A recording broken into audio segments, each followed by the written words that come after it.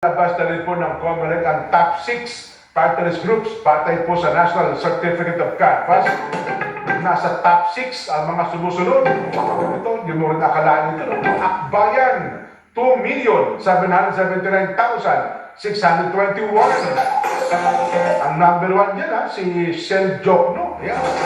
Duterte Youth. Ito, ang tindi rin ng hataw din ito. 2,238,564. Tingog. Ito po yung sa asawa ni Speaker Martin, si Kong Yeda Romualdez. 1,822,708. 4-piece. Ito po yung kay Nonoy Libanan. Wala po ito kinalaman doon sa 4-piece ng gobyerno. Ako nga, sabi ko nga, dapat ito i-protesta ito, no? Nakakuha po ng boto na 1,469,571. Bagamat yung 4-piece niya, ibang ibig sabihin doon sa yung Pantawid Pamilyang Pilipino Program. Diba? Nasa lisihan tayo dito, no? At CIS, 1,239,930. At Ako Bicol. Ito yung kinakong saldi ko. Ano, congratulations din po yan. No? Anim na yan.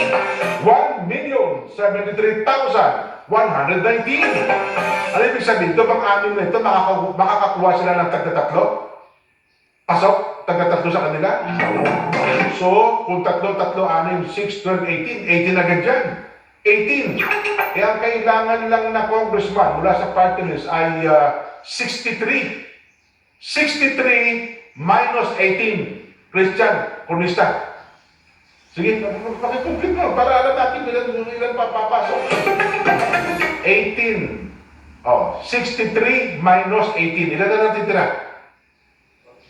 45 na lang. 45. May kukuha pa dyan. Kinumpinan pa ko ng calculator. Pasensya na kayo.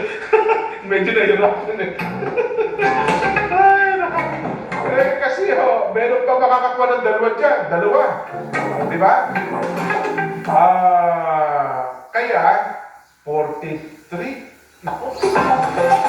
Hindi. Pasok pa rin yung saging pala. Nakakaisa pa rin ng saging. Isa ang pasok sa kanila.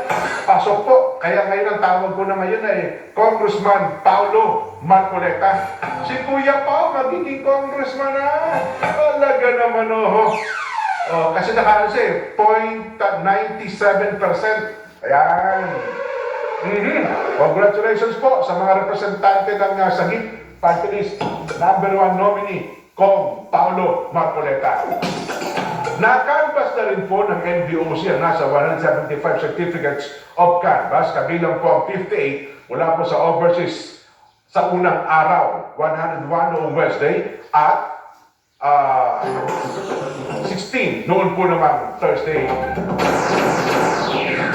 Pabor ang mga Pinoy sa kautusan ng Pangulong Bongbong Marcos na unahin ang pagbibigay serbisyo sa mga Pilipino sa harap na napipintong impeachment trial laban kay VP Inday Sara Duterte.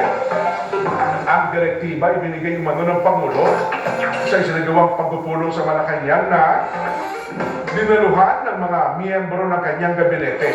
Nais po ng Pangulong Bongbong na tutukan ng mga ahensya ng gobyerno ang pagpapatupad sa iba't ibang priority programs ng administrasyon. Una lang sinabi ni Presidential Communications Office Undersecretary Claire Castro na hindi tinutulak ng Pangulo. Hindi po tinutulak ng Pangulo.